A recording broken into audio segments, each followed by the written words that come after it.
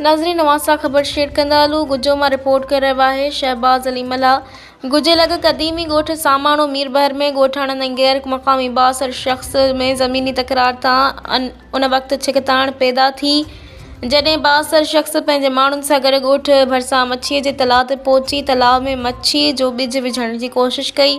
छिकताण दौरान गुजो पुलिस पहुची सूरतहाल खे कंट्रोल कयो। उन सिलसिले में ॻोठ सामाणो मीरबहर जे चङनि मुड़सनि ऐं ॻोठाणनि गुलाम कादिर जोखियो, हसन मीरबहर, आरिफ मीरबहर, उस्मान मीरबहर ऐं ॿियनि जो चवणु हो त ॻोठ जी ज़मीन जे हवाले सां अदालत में केस हलंदड़ आहे। उन जे बावजूदि गैर मक़ामी बासर शख़्स उसामा वलद नूरुद्दीन पंहिंजे माण्हुनि सां गॾु पहुची ज़बरदस्ती ॻोठ जी ज़मीन ते मौजूदु तलाउ में मच्छी जो ॿिज विझी कब्ज़े जी कोशिशि करे रहियो आहे। ॻोठाणनि आला इख़्तियारनि खां अदालत में केस हलण बावजूदि मज़कूरा शख़्स तरफ़ां ॻोठ जी ज़मीन ते कब्ज़े ख़ातिर माहौल ख़राब करण जी कोशिशि जो फ़ौरी नोटिस वठण जी घुर कई आहे।